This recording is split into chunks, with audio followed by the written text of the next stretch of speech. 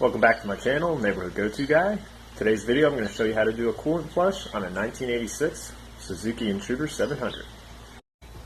One thing I want to point out before you start, make sure you're doing this when the engine is cold. Now the first thing you want to do is take out the 4 bolts holding the radiator cover on. And to do that you're going to need a 1/8 Allen wrench.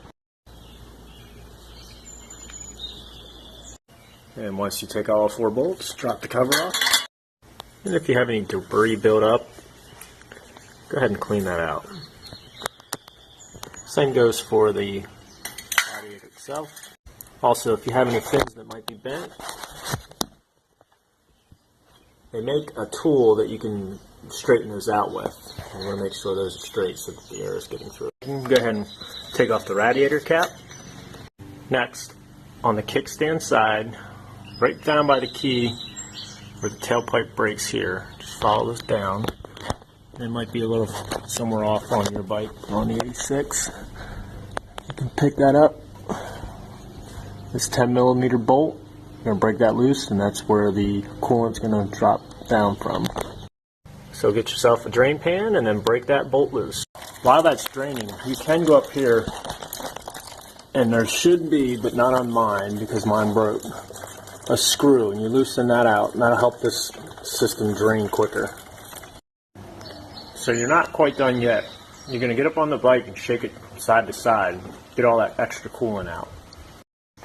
What you can do next is up to you. If the coolant looks good, you can just add new coolant and be done after you put the bolt back and bleed it out and all that. But in my case, because this is an 86, I want to make sure any contaminants that are in there, anything that might have built up, is properly, like everything's flushed out. So I'm going to get some distilled water, put it in the radiator cap, well not the cap, at the top, and then flush it out 1 or 2 more times.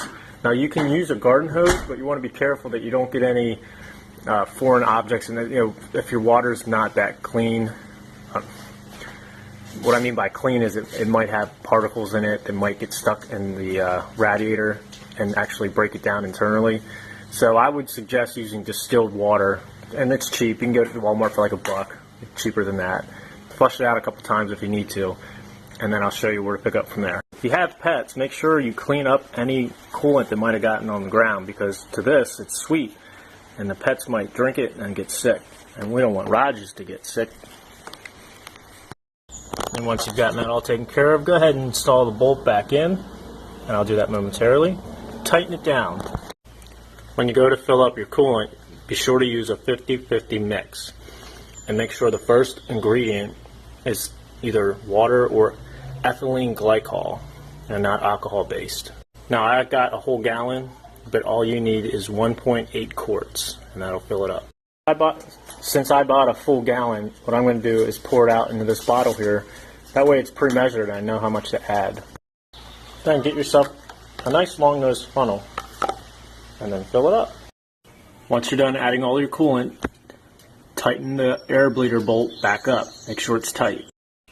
The next step seems kind of odd, but you leave the radiator cap off and then let it run for about 5 minutes so the air escapes. Seems a little odd to have the cap off while the engine's running, because it seems to me like it might overflow, but that's what you do. Fire it up. Let it run until it gets to normal operating temperatures. Then recheck it. So after it reaches normal temperatures and it's running at idle, what you want to do next is, it's helpful to have a friend, stand it vertically like this, and you want to make sure that it's only about 1 inch from the top of the radiator cover, the cap itself, because all you want to do is cover up all the fins with antifreeze. And if it's good, get on and take a test drive and then come back and retest after you put the cap on, of course. If not, add some coolant. Once you get back from your ride, wait 5-10 minutes, just so when you take the radiator cap back off to check the level, it doesn't come bubbling out on you and make a mess.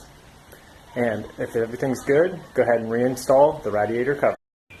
If you learned something valuable from this video, be sure to subscribe to my channel, Neighborhood Go-To Guy.